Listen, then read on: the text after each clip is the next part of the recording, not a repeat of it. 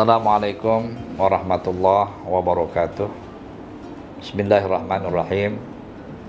Alhamdulillahi wahdah, wassalatu wassalamu ala rasulillah Muhammad ibni Abdillah wa ala alihi wa ashabihi wa mawalah.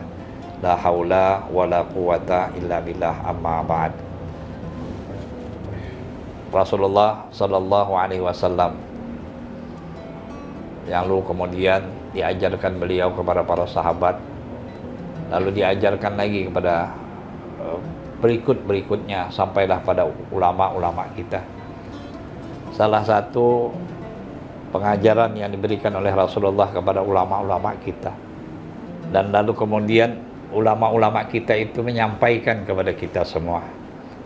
Salah satu yang disampaikan oleh para hukama kepada kita adalah ada 4 perkara yang menjadi penyebab sehingga seseorang itu diangkat oleh Allah derajatnya kepada derajat yang paling tinggi.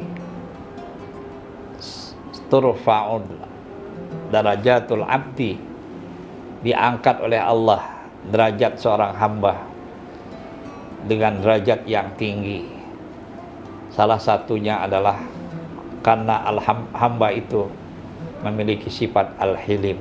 Hilim artinya orang yang bijak, orang yang penyantun. Oleh karena itu Allah Subhanahu wa taala menisbahkan namanya dengan Al-Halim, penyantun. Kalau kita sebagai hambanya maka disebut Abdul Halim.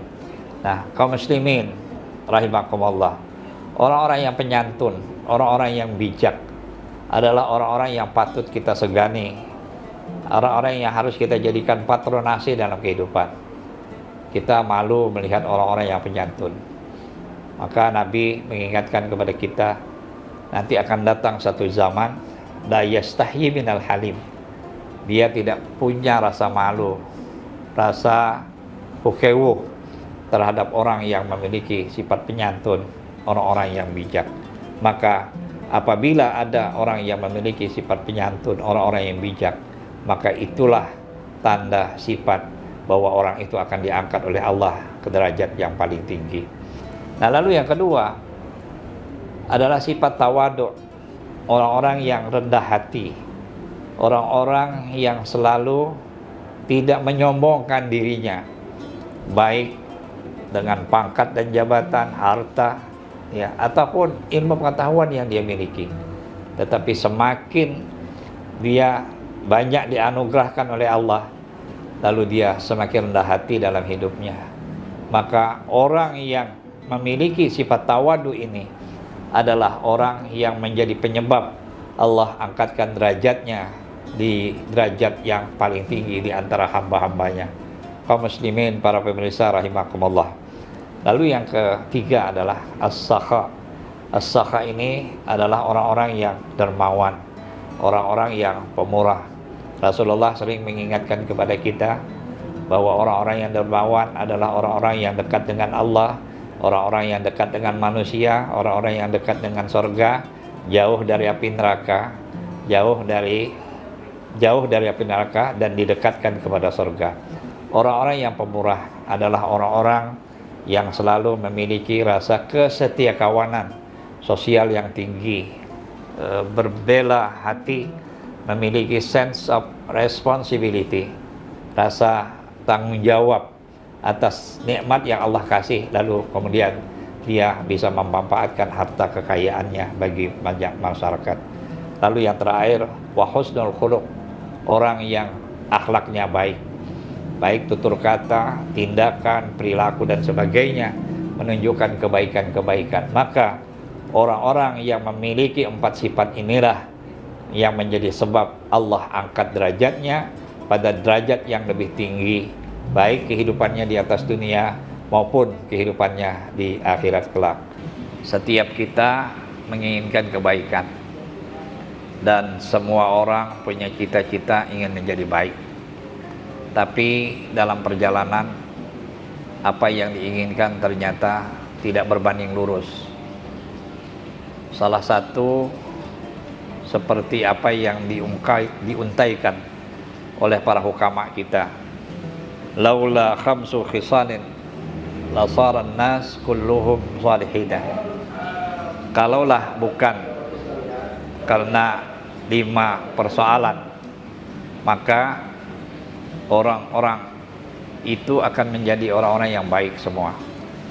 Yang pertama adalah al-qanaah bil jahli. Orang yang merasa puas dengan kebodohan sehingga dia tidak mau menuntut ilmu pengetahuan.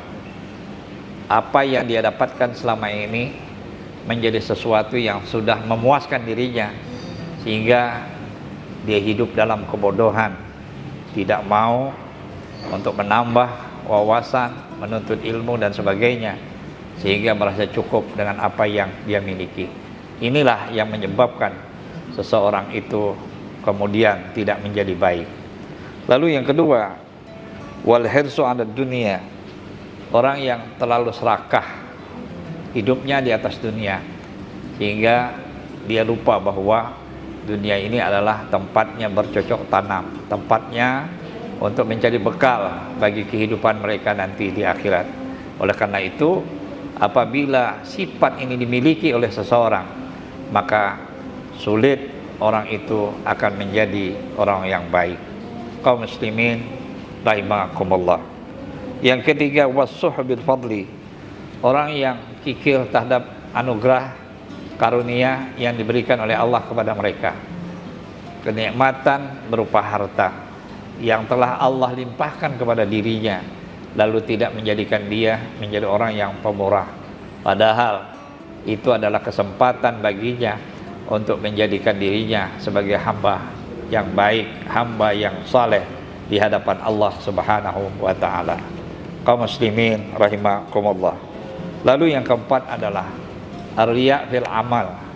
Orang yang selalu pamer, yang selalu minta lihat orang lain ketika dia melakukan amal-amal baik, amal-amal saleh, baik amal yang berkaitan dengan hubungan kepada Allah secara langsung maupun amal-amal yang berkaitan dengan kehidupan sosial.